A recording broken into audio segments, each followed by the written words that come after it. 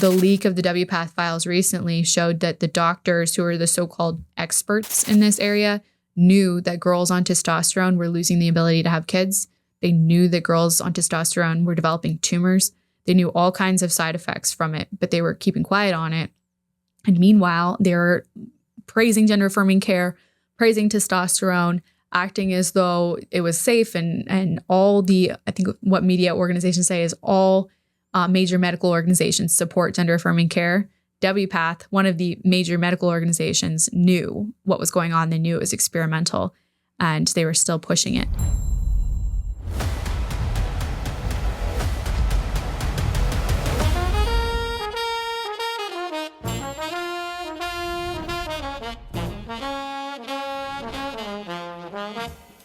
Howdy, everyone, and welcome back to Moment of Truth, the podcast of American Moment. My name is Saurabh Sharma. I'm the president of American Moment, and I'm joined by Nick Solheim, the COO of American Moment. Over 150 episodes, and he gets so excited to say COO. It's the best part of every episode. Well, we did have a fantastic episode for you guys today. As always, to find everything else we have cooking at American Moment, go to americanmoment.org. There you can find the backlog of this podcast, all of our upcoming programs. This summer, we have AM Fridays returning to Capitol Hill. That'll be catered lunches for 10 Fridays on foundational public policy issues. We still haven't had the first one yet. I believe it's in, a week or so. What's the first date? May 20... The first date of AM Fridays? Yes. Sorry, I was disassociating. May 31st. May 31st. Great. Yeah.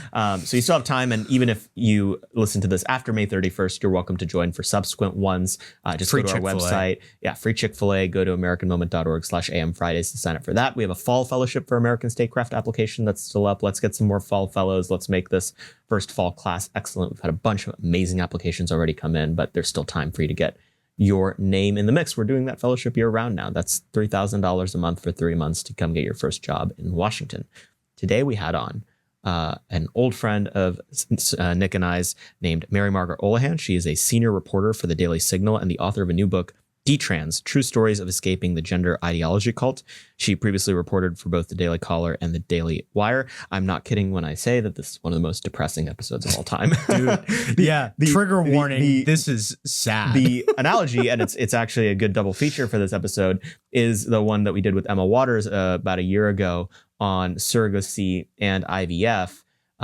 This is a really, really heavy episode, but a really worthwhile one. There's a bunch of perspectives on what's causing this transgender epidemic that I hadn't heard before, including a pretty interesting theory on social media's influence on it. It's not just, the social media is making the kids trans, but specifically how, I'll tease it a little bit, the vision of femininity and womanhood that's pushed on social media is so unattractive to kind of normal kids sometimes that if they're susceptible, they'll say, well, I just don't want to be that kind of woman, insta thought, flying around to Dubai or whatever, and they'll be drawn to transgenderism accordingly. Mary Margaret says that much more elegantly than I just did. She did not use the word insta thought. No, she did not. Just to be clear. But we highly, highly recommend listening to this episode. It was fantastic. It's an important book. I think that you get a really good overview of all these stories and concepts in the episode, but you should buy the book. You must buy book. It's always important when aligned people write books to buy as many of them as possible. We believe in that here at American Moment. And so we'll go now to our episode with Mary Margaret Olohan. Mary Margaret, thank you for coming on the podcast. Thanks so much for having me on. We always like to hear about our guest's background, especially to have gotten a real substantive book out at a young age. How does one get to the point where they're an actual useful journalist in Washington as opposed to one of the takes merchants that produce nothing? Tell us the tale. Well, I'm the second oldest second oldest in a family of 11 kids, homeschooled, Catholic, very serious about our faith and education. And I think my parents' focus on all of those things made me really concerned about a lot of issues that touch on the dignity of life and education and big families. We were always aware that there are people who are interested in targeting families for their methods of education, whether you're raising your family traditionally or just, not in accord with the religion of the regime. You could be targeted for that. And so I was paying attention to a lot of these issues from an early age. And when I went to CUA here in DC, the Catholic University of America. And you grew up in the area too, right? I like did, Baltimore or something? The Virginia area. Okay, yeah. And I went to Catholic University, studied English, wasn't totally sure what I wanted to do. I thought maybe I would be a teacher. I like to read a lot, and I just didn't think that journalism was for me because you're not supposed to use adjectives. And I was actually a good writer, and I thought, okay, well, if we're doing journalism and I can't even use adjectives, what's the point? And so I started interning for Regnery Publishing out of college. I was doing publicity. Rest in peace. I know. They're actually my publisher now. They were bought by Skyhorse, so a very full circle moment for me.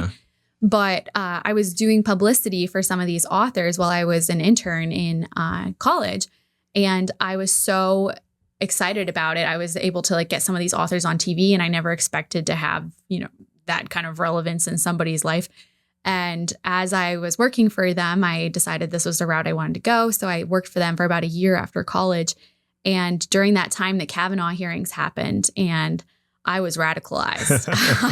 I was so bothered by the way the media covered all of the Kavanaugh hearings. And I tried to be very clear in my own understanding of what was going on there. I wasn't trying to just side with one person or not believe Christine Ford. I watched all of the hearings. I felt deep sympathy for Christine Ford. She clearly is a very troubled, sad person that something traumatic definitely happened to. But the way in which her very flimsy allegations were handled by the media, and then all these absolute nonsense sources were just pulled out of thin air. I was so enraged and frustrated. And I saw some outlets doing some good coverage like the Daily Caller, and I was impressed.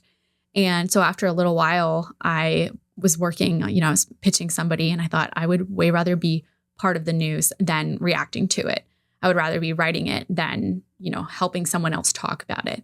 And so I took a leap of faith, and I would recommend everyone do what I did. Actually, I reached out to a girl who worked at the Daily Caller that I thought could give me good advice. And it was Amber Athey, a friend of all of ours, I think. And she got coffee with me. We chatted. She helped me do some contributing to the Daily Caller. And then I applied for the Daily Caller News Foundation Fellowship. I got it. And I just started writing for them. And that fellowship is really neat because they treat you as a reporter. You are a reporter, but they're really hard on you in terms of editing. They just absolutely crucify you. And it's so good for you. It was so good for me because you get to a certain point where if you have a typo in your headline or your lead, they just spike the story. They're like, you're done. Wow. And it's terrifying, but it really puts the fear of God in you and it makes you work really hard. And so after a couple months there, they offered me a beat, and I said, I want to do social issues, abortion, gender. And I started covering those issues. And I was shocked to find that as a brand new reporter who really knew nothing about any of this field, I was just figuring out, trying to write basic stories. I very quickly had people coming to me and offering me scoops and exclusives and tips that I would not have expected at all. And I realized really quickly, it's because there's no reporters who cover social issues. There's tons of people commenting on it and offering very good commentary on it that's very needed. But there were no conservative reporters covering abortion. So there's give me an example. What are those stories that needed to be written before people would comment on them? So for example, if let's say that there was a group of pro-lifers praying outside an abortion clinic, and someone drove by and started screaming racial slurs at them and saying demonic insults, which is something that happened. Your average Washington Post reporter would cover it from the perspective of the people who drove by and say, they were pushed to say these things because these women were trying to impede access to abortion, something like that. Whereas someone who was on the ground will email me and say, I was there. I have a video of them screaming Hail Satan as they drive by this abortion clinic. And that's a totally different perspective that many Americans would be really bothered by, but they don't get to hear about because nobody writes it. And maybe someone that isn't a social issues reporter would cover it. But largely, these kinds of stories go under the radar, and it seems small, but it adds up. When there's so many instances like that don't get talked about, it's a travesty. And so there were a lot of small stories like that I was covering, or covering pro-life legislation. The Hill, for example, will cover the introduction of a bill banning abortions after a baby has a heartbeat, and they'll just call it a abortion ban, a restrictive abortion ban, something like that. Whereas if you call it a bill banning abortions of a baby with a heartbeat, that's more, it's plainer, it's more precise, and it allows people to understand that the baby has a heartbeat. So it's just simple things like that I found I would get so many emails from people saying, thank you so much for covering this in a way people can understand. And so anyways, I had a lot of rewarding success covering different stories like this, including stories about sex education out in California. One of my first big stories was about the ACLU hiding abortions from parents at school. They would tell them that their little daughters were off meeting the headmaster or something while they were off getting an abortion. And that was one of my first big stories. And I remember my editors at the time were like, there's no way this is happening. And they couldn't believe it. And I was like, why are we not believing that this is happening? Like, this is a very standard, like, operating procedure from the ACLU. They love this kind of thing.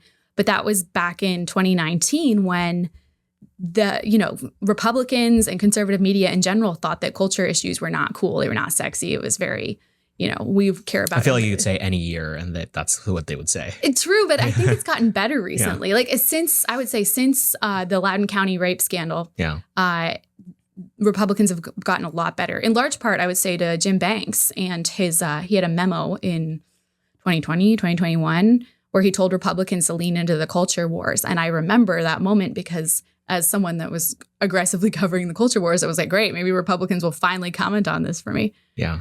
So anyways, it's been fun covering culture issues. It's very rewarding. And as a reporter, there's just so much to do. I think a lot of the other beats, there's more competition. But in terms of the culture war beat, there's always stories and they're always covered the wrong way by leftist or establishment media. And my old editor at the Daily Caller, Peter Hassan, told me one time, he said, we exist, the Daily Caller and other outlets exist to fill the void that establishment media leaves.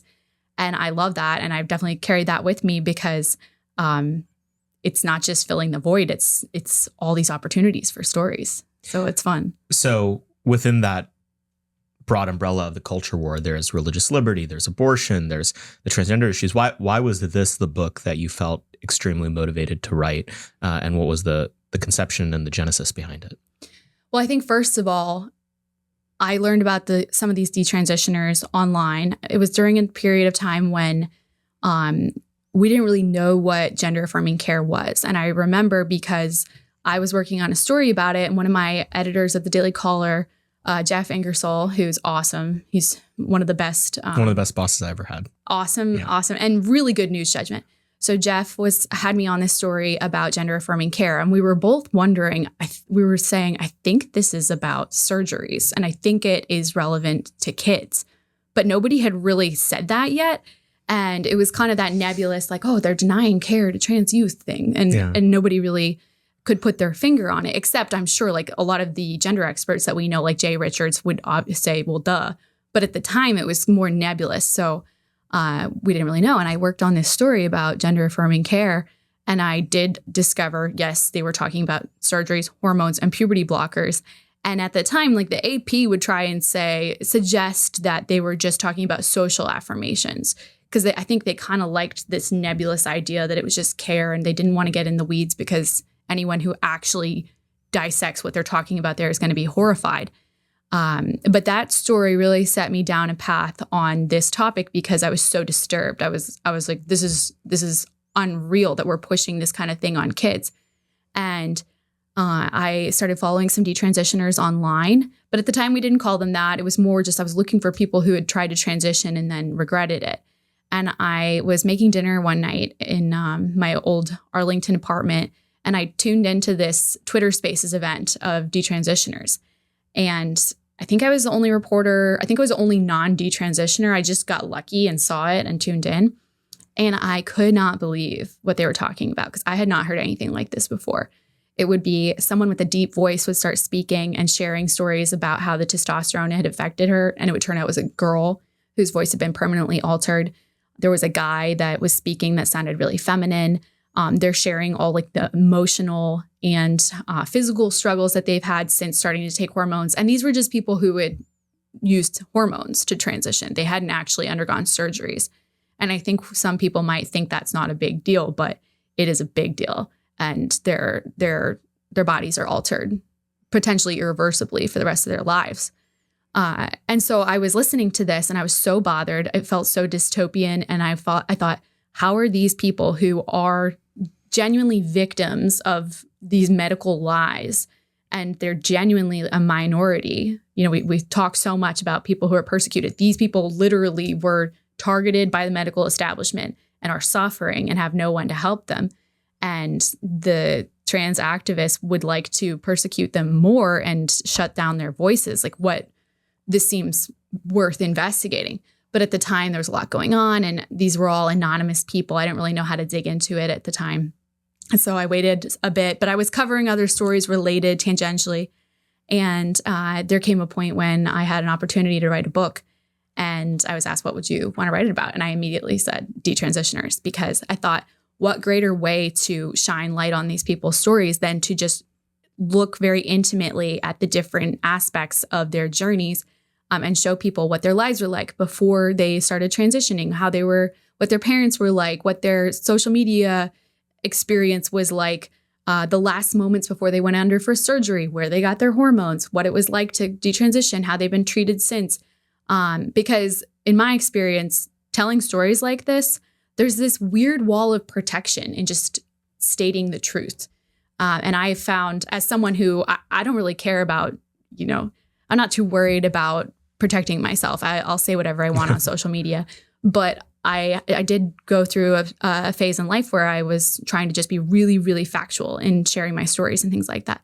And I realized that they would go so far when you just say what the facts are, what the truth is. And that experience taught me that maybe for some of us, there's a better way to get the truth out by just saying the facts. And in this specific instance, I thought, well, there's a whole group of people, many, many Americans, who disagree with trans young children. They disagree with men and women's spaces, et cetera. But they're not necessarily voting with those priorities in mind. And they're not necessarily understanding the issues in the way that they should, in a way that they would agree with. And so this book is kind of an effort to just put their stories out there and let people understand the realities of what this is like when a child undergoes a gender transition. And they can take it from there, because I truly believe you can't listen to these stories or read these stories and come away thinking, yes, we should be encouraging fast tracking kids going through gender transitions. I don't want you to give away the entire book, but if there's like one story that you wanted our listeners to hear to kind of get them to buy the book, but also be super interested in this topic, what would that story be?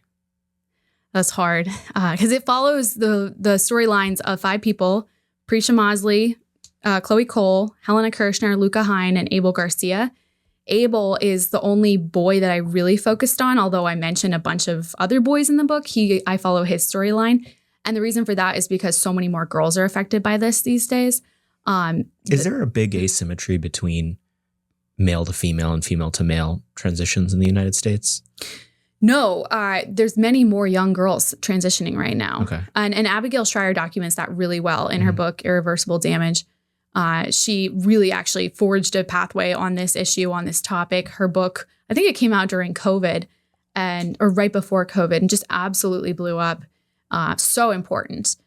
And she explains the social contagion aspect of these girls identifying as trans in groups and undergoing these procedures in groups. It's super disturbing. Abel, who's in the book, I'll just briefly say, he was struggling with measuring up to the ideas of masculinity in his family. And he felt that, okay, if I can't be the most masculine guy I know, why would I be a man? It seemed easier to be something else. And I document a really, really sad story about how his father, realizing that his son thought he was a girl, decided to try and cure him.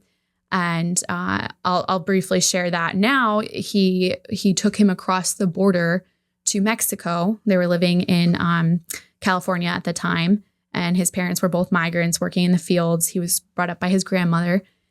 And his dad took him across the border to Mexico and took him to a brothel and took him into the brothel and offered him to the first prostitute they could find and said, show him his first sexual experience, and just assumed that would cure Abel.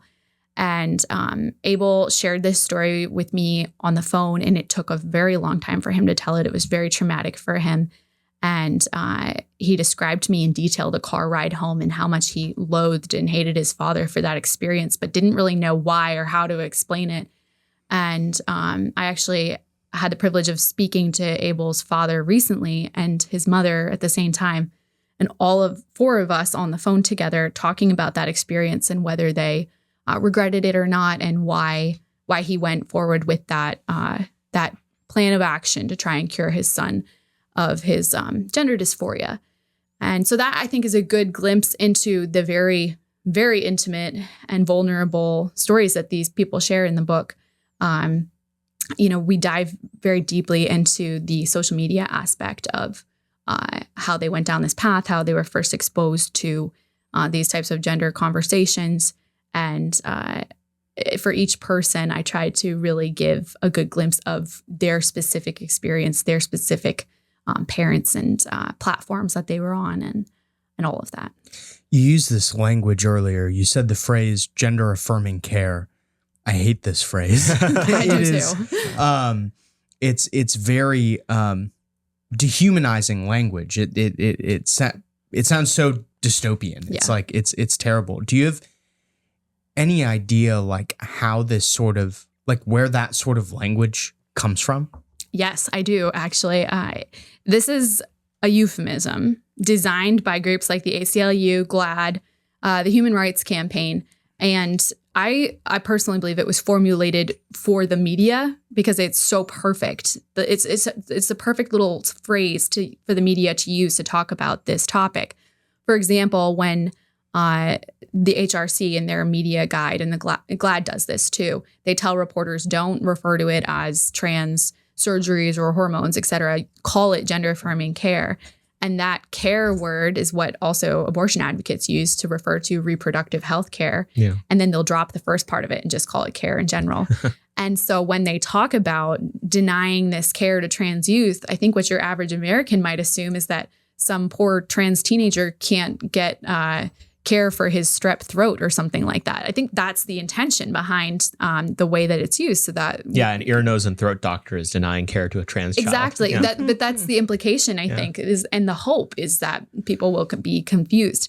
Because if you're actually calling something transgender surgeries, hormones, and puberty blockers and copy, everyone that's reading that is thinking, oh my gosh, what are we talking about here? Are we talking about genitalia? Are we talking about double mastectomies? Are we talking about what is a puberty blocker? And that starts conversations they don't want to have. So I often see GLAAD. I have one of the many organizations I have tweet notifications on for. GLAAD loves this phrase. They push it. They do everything they can to hype it up. And they're fully behind this kind of language. It's used by the medical organizations. It's used in a corporate sense now. It's used in academia. It's all over the place. And in my writing, I try and say so-called gender affirming care, or I'll put it in quotes, because I think that it's not precise. Journalists are supposed to be precise. We're supposed to be as clear as possible. Gender affirming care is nebulous and confusing and vague on purpose. So journalists who are using that phrase are doing themselves a disservice and their readers. You mentioned the social media atmosphere that kids are exposed to that's encouraging this. Talk a little bit about what that practically looks like. What are these online communities that are encouraging, radicalizing, and pushing this ideology and these procedures on children? There's so many different social media platforms that are engaged in this. And I should say, before the dawn of Instagram and TikTok and Snapchat, which are the newest, most popular platforms for youth these days, it was more Tumblr that was a huge problem. And Helena Kirshner is one of the girls in my book. She encountered gender content on Tumblr, and she had been really struggling with her mental health, as had all of these detransitioners, as does every single person that struggles with gender dysphoria. They all have mental health issues. And Helena was on Tumblr. She was trying to sort herself out, figure out why she didn't feel feminine or why she was so boy crazy. That was something that she struggled with. She was just insanely boy crazy. And instead of just thinking, oh, she's a teenage girl that really likes boys, she was taught to believe that maybe she was boy crazy because she actually was a boy and she was just trapped in a girl's body. And so on Tumblr, she found all kinds of content that affirmed her and pushed her in that direction, all kinds of adults that were telling her that she wasn't actually a girl. And And so that was one experience. A little farther back, there were a couple other websites. So there was one called Click, I believe, or Kick, that has since been reported on heavily for being infiltrated with pedophiles. And that was where Luca, one of the girls in my book, was groomed. That's her word, not mine, by adult pedophiles, some of them trans. They would solicit pictures from her when she was a teenager, and have inappropriate relationships with her. She has a very traumatic story of the night that her parents found out. The police came. She had to be checked for signs of sexual abuse. It was just a horrible, horrible experience for her. Thank God that her parents found out. But those kinds of incidents really launched Luca and Helena down that path. That was a little bit before the most modern or the most popular modern social media apps. TikTok, I think, is a very obvious way for kids to be exposed to gender content. The algorithms cater to that. There's so many people online that are willing to share their stories. There are perverted doctors like Dr. Gallagher, based out of Miami, who posts videos of her before and afters of the surgery she does on youth. Scars and all, she'll talk very happily and cheerfully about how if you go in for genital surgery and you want some sculpting on your body so you look a little more skinny, or you want to lose some pounds, she'll throw that in too for a discount. Just lots of disturbing surgical conversations that she's trying to normalize on her platforms. But one I think that's underrated is Snapchat, because I think a lot of parents think of Snapchat as just, a happy platform where kids can send each other pictures. We're all aware that there can be inappropriate pictures being sent, but maybe parents think, oh, well, if my kids are interacting with the right ones, it's fine. There's a whole other function on Snapchat where if you swipe to the left, you get the Snapchat stories, and it's all news, like supposedly news. But I know from my brother, who will update me all the time and send me screenshots, that it's all incredibly progressive, radical news from organizations like Planned Parenthood, the ACLU, GLAAD. They have their own news stories, and they'll push all kinds of content like thruples or polyamory or gender transition, or where you can get hormones. And all of that is just easily accessible to anyone that's on the app.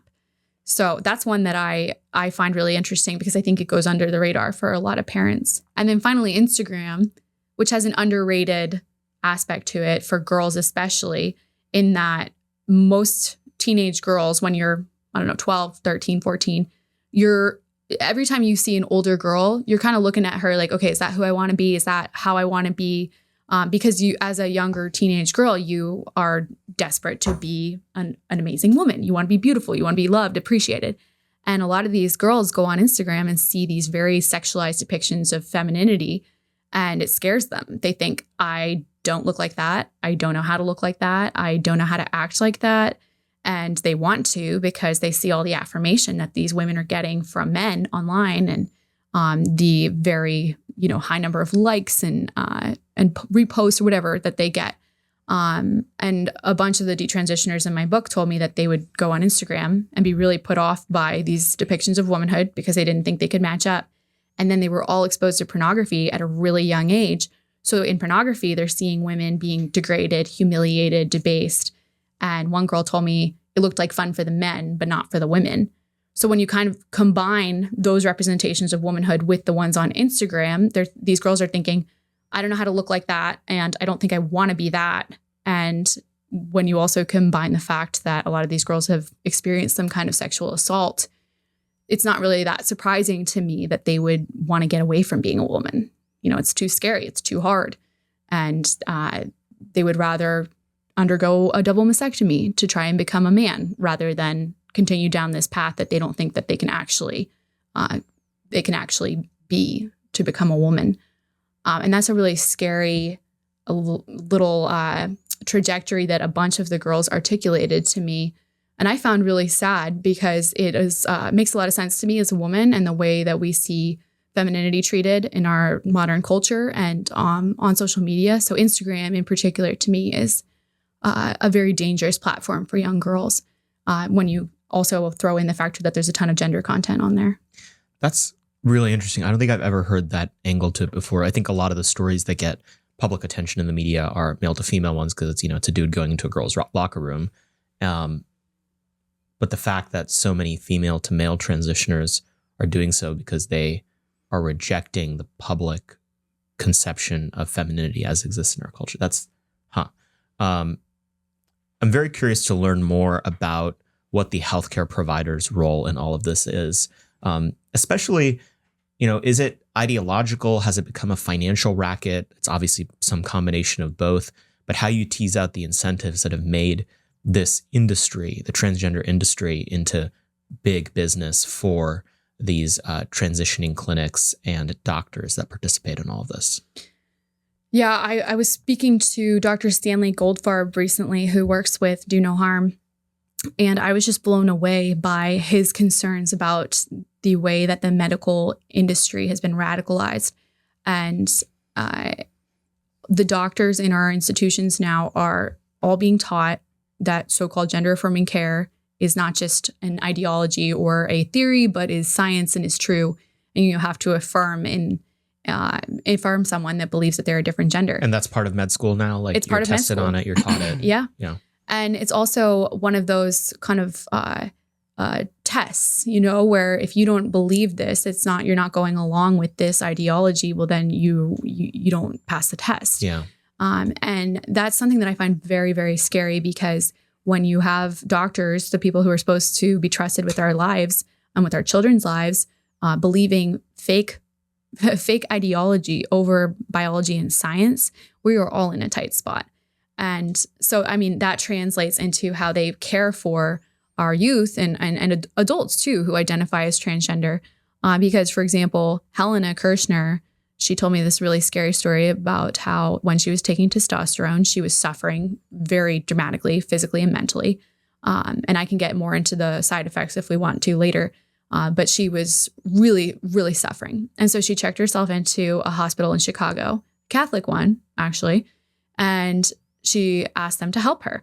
When she checked in, she told them that she was a guy, but they knew she was a woman taking testosterone, but she gave them a male name and male pronouns. And the hospital, knowing that she was a woman and knowing that she was taking testosterone and knowing that she was suffering, went with her preferred name and pronouns and treated her as if she were a biological man who needed help with his mental distress. So they knew what her biology was and they knew what the actual problem was, but they went with ideology over facts and science to pretend to go along with all of this and ignored her actual distress. And I might sound repetitive there, but I think it's a really good example of just how insane all of this is. She needed help, and instead they pretended she was a man and gave her meds as if she were a man suffering with mental health, which exacerbated her problems, and she ended up back in the hospital. So all of this is it's heading to a very dangerous place, if we've not reached it already. And I would be remiss if I did not talk about how these doctors and surgeons and medical institutions are encouraging the surgeries. Once someone has decided that they're trans and once they have been affirmed by their therapist, which they always are, the pipeline is very much, okay, you're going on puberty blockers, or if you're too old for them, okay, you're going on testosterone or estrogen. The next step, it's not a question. The next step is you're going to get surgery. So for the girls, double mastectomy, or for the guys, breast augmentation is often what they start with. And from there, there's genital surgeries, there's a hysterectomy, there's all kinds of very invasive and disgusting procedures where they try and create body parts that aren't there or create. Why the hysterectomy? Hysterectomy is because if you have a uterus, you're a woman. And if you don't, then supposedly you're a man. It's like, it's not even, it's parsing, but like, it's not visible. It's No. like, it's purely ideological. It's very much ideological. Yeah. And the way the trans activists talk about it online is, once you get rid of your uterus, you will know that you're a man, or you'll know that you'll feel better. All of this is based on feelings and perceived notions of happiness, which, as a deeply religious person myself, I find very interesting because it sounds like a religion. And we talk about this all the time, the religion or the ideology of the left. But when it all hinges on your happiness, you will be happy if you undergo this surgery.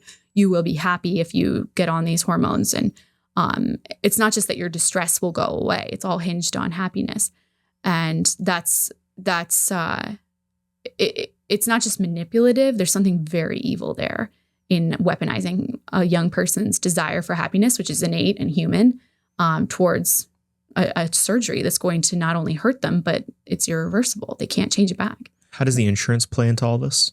Well, that's another thing. Abel told me, the young man that I interviewed for this book, one of several young men I interviewed for this book, but I focus on his story. Abel said that when he went in for testosterone, or when he went in for estrogen, and he was on this path, he got cleared by his insurance company for the feminizing surgery, which is basically he got a breast augmentation.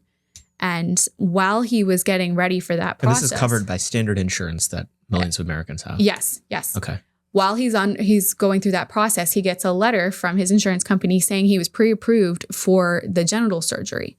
And he was like, wait, I never asked about this. I never went through anything for this, but they just approved him and he was on his way. If he wanted to, he could have undergone that genital surgery. Thank God he did not, because that's, his life would be even more dramatically different and altered than it already is. But that, I think that's a great example of how these insurance companies are fast tracking the gender transitions as well and not acting responsibly. Then when the young people or older people want to detransition, so effectively they just want to go back to living as their biological sex, who they always were, there's no insurance coverage of their detransition, and the doctors don't know how to help them. So Prisha, for example, was suffering from all kinds of complications from the testosterone, and she had undergone a double mastectomy. But I think a lot of the time, a lot of the complications come from the hormones because they impact you very dramatically physically, and then there's also a lot of mental side effects. So she tried to find doctors to help her, and she couldn't. They would either say, I don't know how to help you, or I don't want to help you. And this is kind of across the board. We'll hear all the time about detransitioners who need medical help, and they're just going doctor to doctor to doctor. And they'll talk about it publicly. And Prisha was tweeting about it publicly for a while. She'd tweet like, oh, I'm going to see this doctor today, say a prayer that they'll be able to help me. And then she'd tweet that night. She'd tweet that night and say that she wasn't able to find help through that doctor, and that she was going to try another one the next day. So obviously there's some sort of financial upside to doing the transition surgeries, but not the detransitioning. So financially, like what's the infrastructure set up like for the doctors, the pharmaceutical companies? How are they making money off this? I'm not the best person to ask about that specific question, but I can tell you that in terms of the downsides to the doctors for doing the detransition surgeries, our data on how many people detransition is really skewed because so few detransitioners will actually go back to the doctors and report that they want to detransition. And that's what a lot of the researchers base their data on in this case, is how many detransitioners went back to the doctors and reported transition regret, which is what they prefer to call it. And so if you Google any of this, you'll see that the the transition regret rate is 1%. That's what all the transgender activists will tell you, or any of the experts that talk to media. It's 1%. But the fact of the matter is that only, I believe, 24% of detransitioners actually went back to their doctors and said, I regret this. And if you think about it, it's not that surprising, since in a way it would be like someone who was abused going back to their abuser and saying, I dislike that you abused me, and I'm here to just let you know that. It's kind of unusual, right? The doctor was the person that removed a young girl's breasts, for example. That young girl to go back to the doctor and say, this didn't make me happy. I actually feel worse, and I wish you didn't do this. It would surprise me. So I'm actually surprised that the rate is so high of people reporting transition regret. But the issue there too is that because so few people report it, the data is skewed. And so we don't actually know how many detransitioners there are. And without conservative media amplifying their voices, and without Twitter or X, we wouldn't know at all about these detransitioners because their voices would be drowned out. They're not represented in establishment media, and they're not cared for by the doctors and the medical establishment. And that's something that you'll see a lot in, for example, the New York Times, the Washington Post. They'll talk about, if they talk about detransitioners, there's always a little note that says very few people actually regret their transition, which is based on nothing except pro-transgender studies, and we don't have enough of them. So we definitely need to see more data on that. One of the other asides that the transgender lobby says a lot is all of this stuff is reversible, that Yes. if you decide you no longer want to go down a direction, there's no permanent damage. Obviously, that's not true. Can you describe a little bit about what the permanent long-term effects, even if people get off the hormones or try to unwind it, how there's real long-lasting damage there? Well, for the girls, when they take testosterone, there's instant physical and mental effects. The mental ones actually scared me more, but I'll talk about both. Helena, for example, experienced intense rage, just like she had never felt before. It was so bad that her father had her try and chop wood outside to get some of that pent-up aggression out. She also lost Prisha Mosley, one of the other girls in the book, lost the ability to scream, which is really scary. I know we all have dreams where we try and scream when we're in a bad situation. We can't, or maybe that's a woman thing. Yeah, I don't dream at all. I think it's a very common female dream is that you're trying to run away from someone or you're trying to get somewhere and you scream and nothing comes out. And Sorry, when you say she wasn't able to scream, like her voice wouldn't get that loud, or what is it? Her voice would no longer go to that pitch. Nothing would come out. And in the same way, this is kind of an emotional and physical side effect. A bunch of these girls lost the ability to cry. So they would feel the intense emotional urge to cry or the physical urge to cry and the emotional side of that as well. And they just couldn't. And Helen, I believe it was, described just feeling so emotionally frustrated because she didn't have the release that comes with crying. She knew she wanted to, but she couldn't. And she just described feeling very confused and overpowered by this sensation because it was unlike anything she had experienced before. But the testosterone affects your bone growth. It affects your bone density, your muscle growth. Chloe Cole now, who transitioned in her teens or tried to transition in her teens, she says that her shoulders feel too heavy for her body.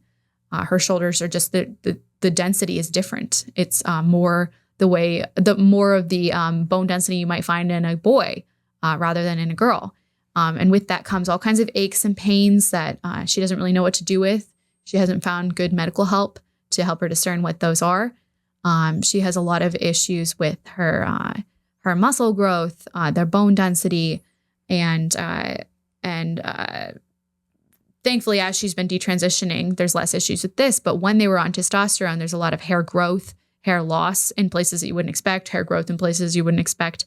Their skin becomes coarser, their hair becomes coarser, just a lot of different things you wouldn't expect. In terms of fertility, many people who transition or attempt to transition using hormones lose the ability to have kids. And this is something that the World Professional Transgender Health Association, WPATH, the leak of the WPATH files recently showed that the doctors who are the so-called experts in this area knew that girls on testosterone were losing the ability to have kids. They knew that girls on testosterone were developing tumors. They knew all kinds of side effects from it, but they were keeping quiet on it. And meanwhile, they're praising gender-affirming care, praising testosterone, acting as though it was safe, and all the, I think what media organizations say is all major medical organizations support gender-affirming care. WPATH, one of the major medical organizations, knew what was going on. They knew it was experimental, and they were still pushing it. And then when it comes to surgeries, of course, there are very obvious irreversible effects there. When a young girl undergoes a double mastectomy, she can never get her breast back. And that's something that is really worth talking about too, is these girls didn't know when they went in for their surgeries. They didn't fully understand the implications. Some of these girls think that their breasts will grow back. That's how uninformed they are. And they have never held hands with a boy before. They've never kissed anyone before. And they're going in for irreversible gender surgeries that are tied to their so-called sexual preferences that they supposedly have as a young teenage girl. They've never thought about whether they want to have kids. They've never thought about whether they want to nurse one day.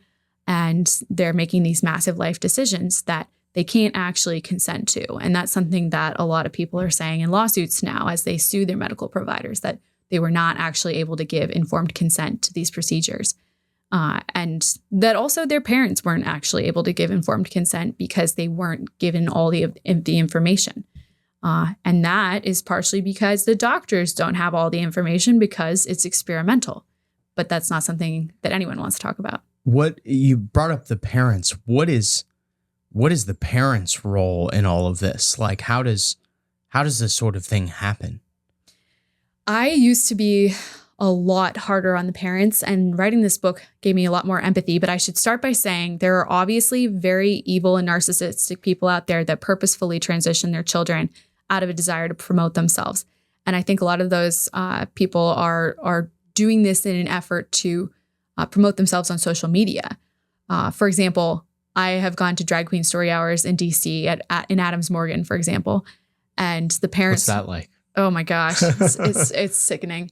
The parents that go to those are only a couple years older than us. They're definitely doing it so they can talk about it later that night. You know, someone says, "Oh, what were you doing this morning?" They're like, "Oh, it's a drag queen story hour in Adams Morgan at the Line Hotel." You know, trying to be cool. And I think a lot of that is coming from a place of wanting an identity, wanting something to brag about. And if you have a trans child, that's, you know, you go It's like from a status symbol. Yeah, it is. Yeah. And you go from being a boring straight white mom to being a mom with a trans kid. It's instantly promotes you in all of your lib circles. And I think it's along the same lines when it comes to transitioning your child.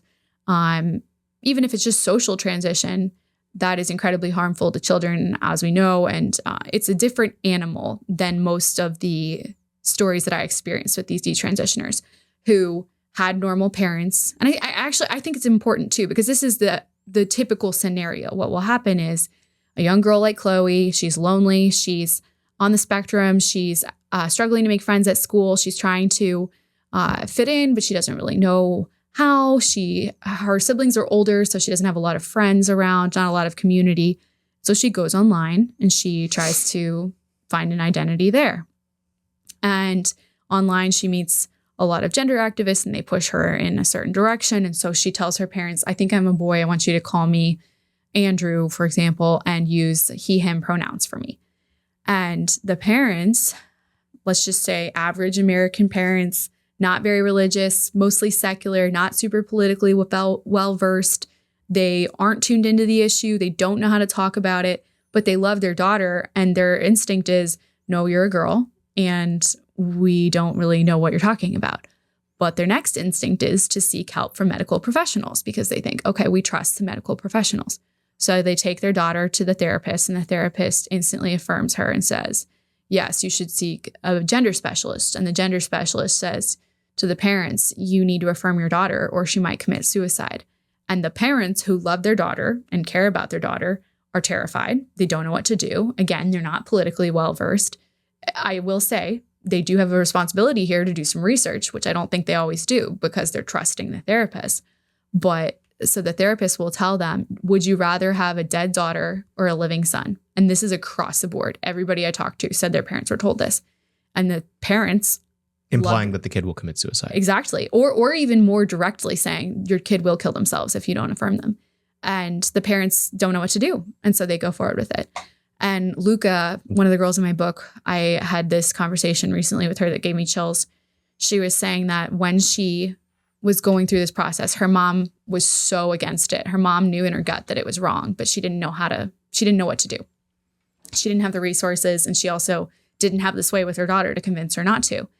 And so Luca was telling me about the conversation she had with her mom when she told her this was the wrong thing. I have to detransition. She said it was the hardest conversation she ever had in her life. And she and her mom were both sobbing because in essence, she was saying to her mom, you should have gone with your gut. You were right, but you didn't. And I underwent an irreversible double mastectomy. I went on these hormones. My life is altered forever. All because she didn't say it like this, but all because her mom didn't go the right route and deny her this kind of so-called care.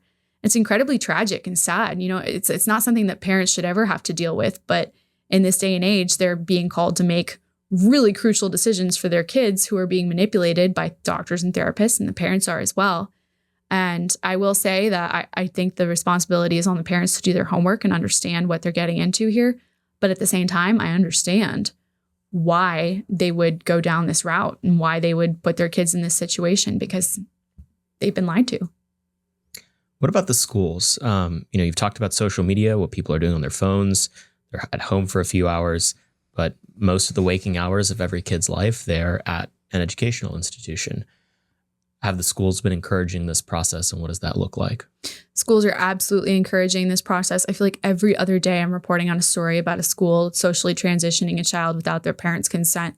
And what that means is the school is using preferred pronouns for the kid.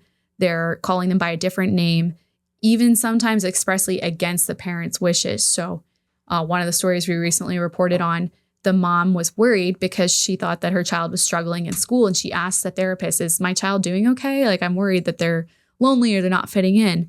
And they lied to her and said, no, they're fine. Meanwhile, her kid was a girl and decided that she was a boy. And the school knew, and the school was affirming her and calling her by her boy name and her boy pronouns at school. So I believe ADF just filed a lawsuit and that we were reporting on this. But that's just one of many, many instances all over the country of that happening. And one of the last stories in my book, the last chapter, was the most emotional and moving to me. It was about a girl named Yaley Martinez. And Yaley was in California public schools. She had a troubled family life. Her dad wasn't in the picture. He was on and off, which makes it even worse for some girls. And she was from a family that immigrated to California, and she was in public school. She had a loving mother, loving siblings, but the school began affirming her when she decided that she was a boy because her girlfriend had also decided she was a boy. And Yaley was ultimately taken from her family by the Department of Children and Family Services in California. They took her away. The school very much facilitated her social transition, provided her with a therapist who would come to her home and walk with her alone and affirm her, push her down this path. And I spent a long time talking to Yaley's mother, Abby Martinez, for this book because Yaley ultimately threw herself in front of a train. And this was after she began taking testosterone under the guidance and supervision of the Department of Children and Family Services in California. And her mother tried to be there for her, but her daughter was taken away. And it's truly tragic, the text message exchanges between them, where her mom's saying, I love you. I want to see you. I love you, even though you're making these choices. And her daughter literally went with the state to get away from her mother. The state helped her do so. And I obtained the police report from the police department that found Yaley's body. And it is the most tragic thing I've ever read in my life. They describe in detail the officer who found her, all of the different body parts that were strewn all over the train tracks. Just incredibly graphic descriptions of like a sneaker on this side and a leg on that side, just really horrible. And it made me cry. It was so sad. And Abby sobbed on the phone to me, describing how she had to go and try and identify the body and barely could. But I included that as the last story in the book because I think that it's really important for people to understand that the other detransitioners made it. They're theoretically okay. You know, they have resources now. There's people who care about them. They're living fruitful lives and going on to be activists and hopefully to kind of fade into the background and live happy, normal lives. But Yaley didn't make it. And her story is a testament to how dangerous the school's affirmations were and the state's decision to take her from her family and push her down this ideological route. And her mom has to live with all of that as someone who didn't give in. You know, she went with her gut. She said, this is wrong for you. But now she has to watch as this happens, and she tries to warn people, and they may or may not heed her warnings. And so it's a sad note to end on, but I thought it was really important to include that story and to give people what I had, just this emotional reaction to this girl's very, very tragic death. Yeah, I guess it's another way that the detransitioner statistics are off, because it's interesting. The left talks about transgender suicides quite a bit, and they use that to agitate for more resources for their ideology. But every story of a transgender suicide is an example of the system failing them, not for their worldview. Well, and in this specific instance, Abby sobbed to me about how transgender activists literally fundraised off her daughter's death to try and say, look, this girl committed suicide because her family wouldn't affirm her. And she sobbed to me and she said they fundraised off her death. And I saw the GoFundMe that someone had set up for trans youth fundraising off of Yaley's death. Just so twisted, but exactly what you're talking about here. I'm at a loss for words. Like, if this happened to my kid, there are so many redacted things in my head right now. Like it is, wow. Yeah. That is absolutely brutal. So again, we're very lucky in that this conversation is much more advanced than it was 10 years ago when Ryan Anderson's book first came out. And there does seem to be political pressure rising to do something about this. What's the opposition to especially the transitioning of children looking like right now? It sounds like there's some lawsuits that are starting to percolate their way up on medical malpractice. What's the state of the field and what else needs to be done to stop this? I would say things are looking very positive, thanks to a lot of the grassroots movements across the country. I know my colleagues at Heritage have done some amazing work helping to draft legislation that will protect kids, such as the SAFE Act. And there's a lot of very hardworking people all over the United States that have been working to get these laws enacted. The SAFE Act, I believe, I'm going to say this generally because I don't want to attribute things to it that it doesn't do, but it protects kids from transgender surgeries, puberty blockers, and hormones, protects minors from them. And I'm sure we've all noticed which Republican governors have or have not been okay with passing these types of laws. I just, names. So true. Asa Hutchinson. Anyway. That one, I mean, Kristi Noem, Asa Hutchinson, most recently, where was it? In Ohio, right? That the governor did DeWine, not, DeWine did not sign the state's law on this topic. So I truly don't understand why anyone would want to have that legacy.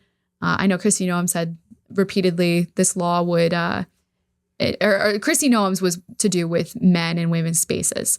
And she said this law would subject us to lawsuits that we couldn't win. And I think that is often the tagline that these Republican governors give. But it's not good enough, right? It would subject us to lawsuits we can't win. Then why didn't you work with the legislature to make sure that it wouldn't? There seems to be a lot of this going on. And those laws, though, I don't have the numbers off the top of my head. I know the American Principles Project has done a lot of work with them as well, these state legislatures, to enact this type of protections for kids. And of course, when they are going through the legislature, the media will say, Ohio is trying to pass an anti-trans law to ban care for trans youth, that kind of thing. Leave trans kids alone. That's what Gavin Newsom says, protect trans right? kids, yeah. And it's so ironic because the laws are specifically talking about protecting youth. They use the word protect, and they punish the doctors that would do such a thing to a child. And then the lawsuits are huge. The lawsuits, multiple of them have been filed by Harmeet Dillon and her group, the Center for American Liberty, I think. She's incredibly brave to be at the forefront of this, representing Chloe Cole and a number of other detransitioners. There's another firm called Campbell Miller Payne, which is representing Prisha, a bunch of really impressive lawyers over there that are willing to take this issue on. And those lawsuits are so powerful because not only are they, very public and very high profile, but they name the doctors, the therapists, the medical institutions, medical organizations, the schools, all of these people that push these gender transitions. And as a reporter, I reach out to all those people when I was writing this book. I reach out to the doctors. I reach out to the people in the California Department of Children and Family Services who facilitated Yaley's gender transition. I reach out to them all. Most of them are cowards and won't get back to me. Some of the few who do get back won't comment.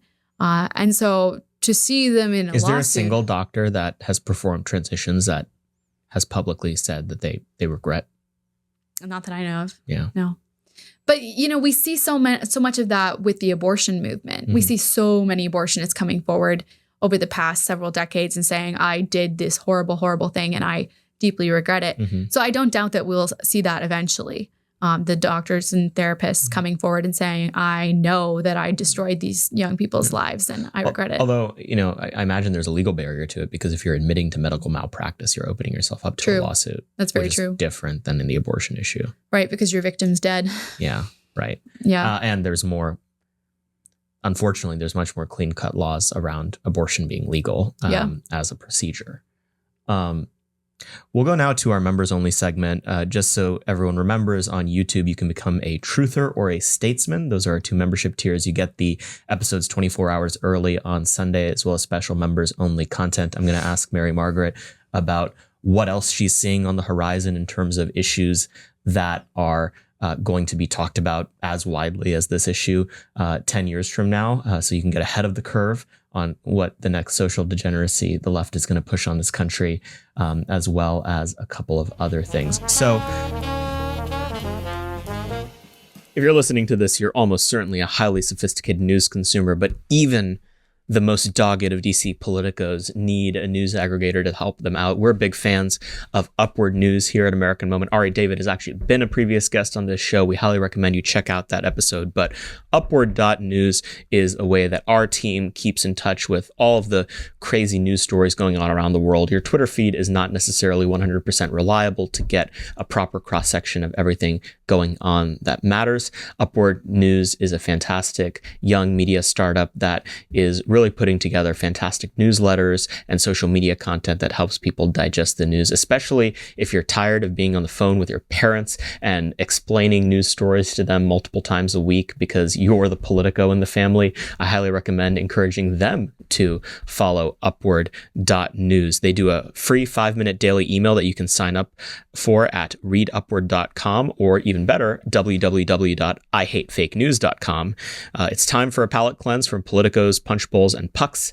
Try Upward News today. We highly recommend it. Ari's an incredibly smart patriot, and they're a new player on the block focused on cutting through the noise and delivering smart analysis. Please check them out. Mary Margaret, thank you for coming on the podcast. Where can people buy the book? Tell us the full name of the book again, and where can they follow you on social media? You can buy it on Amazon. It's DeTrans, True Stories of Escaping the Gender Ideology Cult. And you can find my work at dailysignal.com or follow me on Twitter at Mary Marg Olohan. Very good. Well, thank you for coming on the show. Thanks for having me. Hopefully you guys enjoyed that. We certainly enjoyed taping it. The members only segment was also pretty spicy. Nick was insisting that we had to talk about fun stuff in that segment. I was not optimistic that we'd be able to enjoy ourselves, but we do get a little dig in at stupid Republican pollsters at the end there, and the terrible influence they're having on the GOP. Thank you guys as always for listening. Be sure to rate and review the podcast. 5 stars only on Apple Podcasts and Spotify. Become a truther or a statesman by becoming a member on our YouTube channel. Membership numbers keep growing, so we always encourage you guys to watch there, subscribe, share it with your friends, but also to become a paid member. It really helps support the show. Be sure to go to AmericanMoment.org to find everything we have cooking as an organization. There's an exciting summer worth of programming coming up. And we're grateful, as always, that you guys are here with us. It's been like 3 years at this point of doing this show and this organization. We're grateful to all of our friends and allies for being part of it. See you next week. Moment of Truth is an American Moment podcast taped at the Conservative Partnership Campus Studios and is produced by Jake Mercier, Jared Cummings, Tiffany Kutris, and Matthew Pearson. Our intro song is A Minor Struggle by Ryan Serenich, and our website is AmericanMoment.org.